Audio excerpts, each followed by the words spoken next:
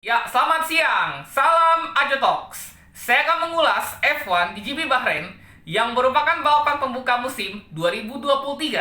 Ya, kalian tahu sendiri lah, kenapa balapan pembuka musim ini harus lebih awal? Karena nanti sekitar tanggal 21 sampai 22 Maret nanti sudah bulan Ramadan.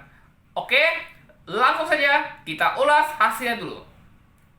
Pada balapan ini, Max Verstappen keluar sebagai pemenang setelah mendominasi jalannya balap. Sergio Perez finish kedua dan Fernando Alonso finish ketiga meskipun usianya sudah tidak muda lagi. Diikuti rekan senegaranya Carlos Sainz keempat. Lalu Lewis Hamilton finish kelima, Lance Stroll keenam, George Russell ketujuh, Valtteri Bottas ke-8, Pierre Gasly ke-9, dan Alexander Albon melengkapi 10 besar. Di luar 10 besar ada Yuki Tsunoda, Logan Sargent, Kevin Magnussen, Nick De Vries, Nico Hülkenberg, Guan Yu Zhou, dan Lando Norris.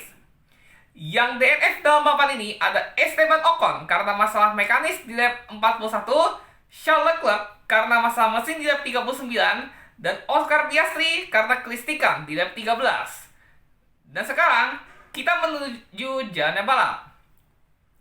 Saat start, Max Verstappen langsung memimpin setelah 3 belokan awal. Sergio Perez tersalip oleh Charles Leclerc karena reaksi startnya tidak sebagus pembalap Monaco itu.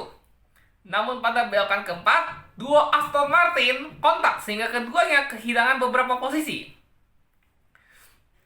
Di lap ke-12, George Russell dan Fernando Alonso saling battle, tetapi ia berhasil memenangkan pertarungan tersebut, membuat Alonso masuk 5 besar. 5 lap kemudian, pasca mereka berdua masuk pit, giliran Bottas yang berada di bawah tekanan Alonso, membuat pembalap Spanyol itu naik jadi peringkat ke-6.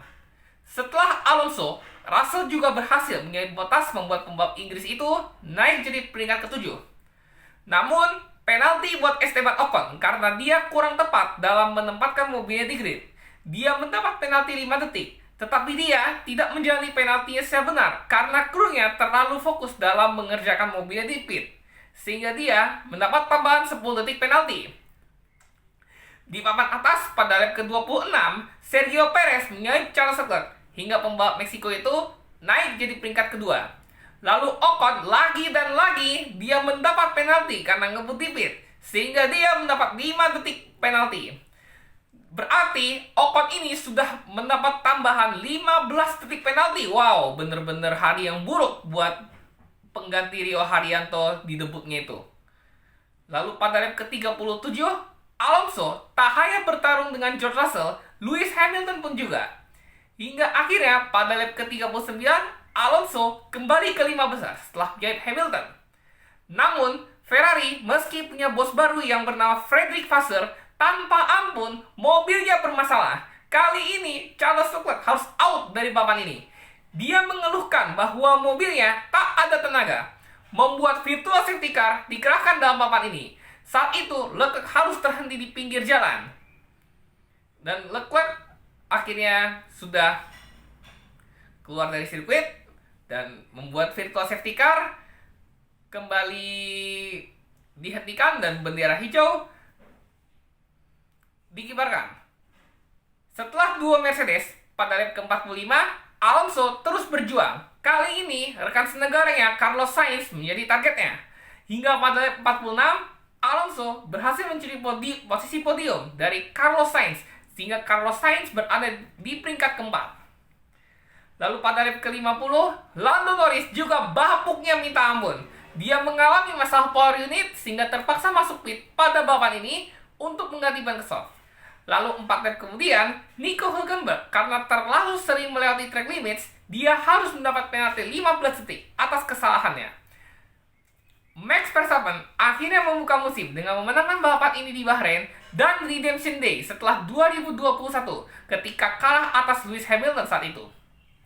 Sergio Perez sukses membuat Red Bull 1-2 di balapan ini, serta Fernando Alonso dan Aston Martin buka puasa podium setelah GP Qatar 2021 bagi dirinya, serta GP Azerbaijan 2021 setelah Sebastian Vettel melakukannya itu.